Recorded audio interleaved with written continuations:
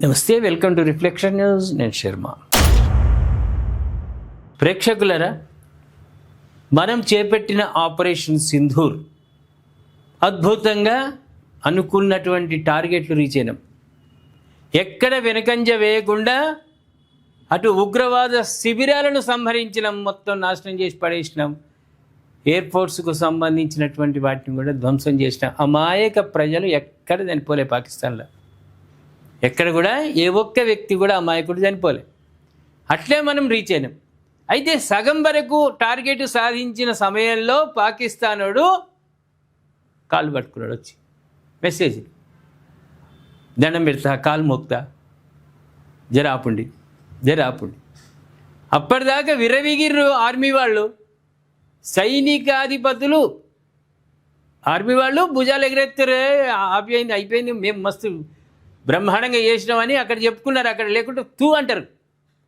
Army వాళ్ళ మీద ఉంచుతారు, వస్తారు పాకిస్తాన్ వాళ్ళు అని. మనమే విజయం సాధించినాం, ఇక చూడు భారత్ ఆగిపోయింది, అది ఇదే.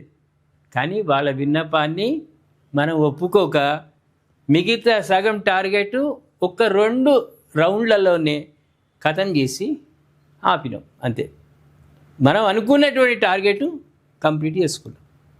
ఎందుకు ఇంకొక రోజు అయ్యిందంటే పాకిస్తాన్ మ్యాప్లో లేకుండా అయిపో. కానీ అక్కడ అమాయక ప్రజలు చచ్చిపోతారు అని మంచి చెడులు ఆలోచించి మనం ఉగ్రవాదులను సంహరించాలనుకున్నాం, ఉగ్రవాదులను చంపాలనుకున్నాం, ఉగ్రవాదులను చంపినాం, వాళ్ళని బొందల పెట్టినాం. వాళ్ళని ఉగ్రవాదులను బొంద తీసి బొందల పెట్టి ఇచ్చినాం. అక్కడ ప్రధాని వాళ్ళంతా సెల్యూట్ చేసిరు, గాడి కొడుకులు.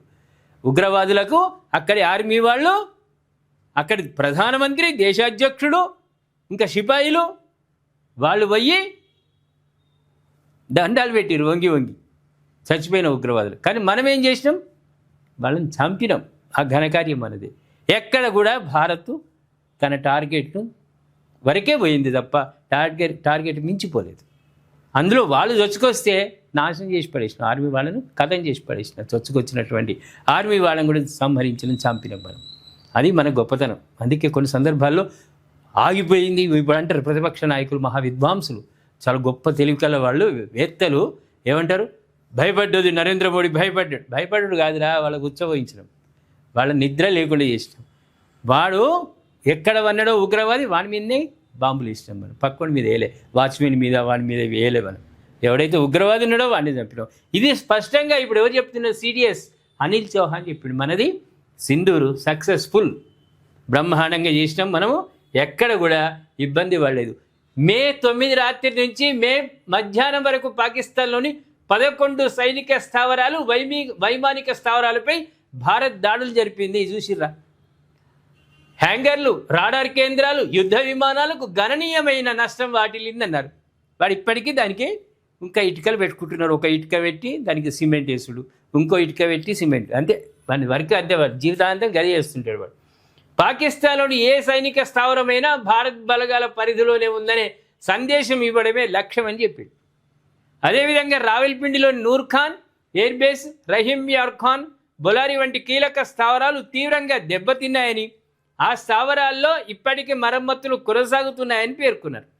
ఇక్కడ చూడండి ప్రేక్షకులారా, ఉదయం 9:30 గంటలకే కాల్పుల విరమణ కోరినా వెంటనే అంగీకరించలేదని చెప్పిండు ఆయన. మరింత స్పష్టమైన విజయం సాధించాలనే ఉద్దేశంతో మరో 2 దఫాల దాడులు జరిపిన తర్వాతే కాల్పుల విరమణకు అంగీకరించినట్టు చెప్పారు. మన టార్గెట్ రీచ్ కాకుండా వాడు కాలు పట్టుకుంటేది, ఇంకేం చేస్తే మన బూట్లు నాకుతేది. ఊరుకునే సమస్య లేదు కాబట్టి మనం అనుకున్న సాధించడం, అప్పుడే విరమణ చేసినాం.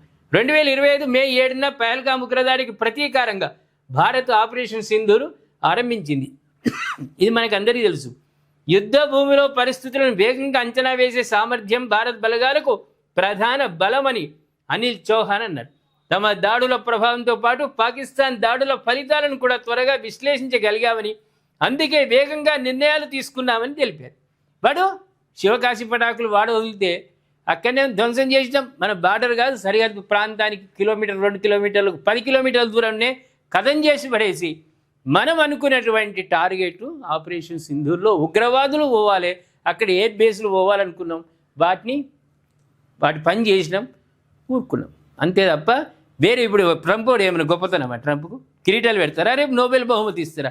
ఇరాన్ తోటి చేసే యుద్ధం ప్రపంచమే గందరగోళానికి పడేసింది కదా, అమాయకమైన ప్రజలు చచ్చిపోతున్నారు కదా ఇరాన్లో. కాబట్టి అటువంటి పిచ్చి లక్షణాలు మన భారత్ చెయ్యదు.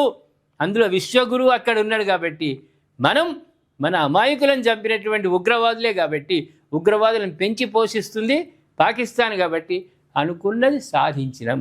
ఏమంటారు ప్రేక్షకులు? ఎక్కడ వెనుకంజ వేలే, భయపడి కాదు, అది మానవత్వంతో మనం వెనుకంజ వేసినాం, ఆపినాం తప్ప ఎక్కడ కూడా భయపడి పాకిస్తాన్ భయపడి మనం యుద్ధం ఆపలే. ఏమంటారు మీరు? దయచేసి కామెంట్ రూపంలో తెలియజేయండి, సబ్స్క్రైబ్ చేసుకోండి, షేర్ చేయండి. రిఫ్లెక్షన్ ఛానల్ మీ చేయూతని కోరుతుంది. ప్రకటనల రూపంలో, సభ్యుల రూపంలో, వాలంటీర్ల రూపంలో మరియు ఆర్థిక సహాయం రూపంలో మేము మీ సహకారాన్ని కోరుతున్నాము. మనమందరం ఎక్కడా శ్రమను దాచుకోకుండా అంకితభావంతో పనిచేస్తున్నాము. కానీ నేటి ప్రస్తుత పరిస్థితుల్లో కేవలం శ్రమ మాత్రమే సరిపోదు, ఇంకా ఎంతో చెయ్యాల్సి ఉంది. మన వద్ద ఉన్న ఆర్థిక వనరులు ప్రస్తుత అవసరాలకు సరిపోవటం లేదు. కావున మీ అందరి సహకారాన్ని హృదయపూర్వకంగా అర్థిస్తున్నాము. దయచేసి మా ఈ ధర్మ కార్యక్రమంలో మీ వంతు చేయూతను అందించవలసిందిగా కోరుతున్నాము.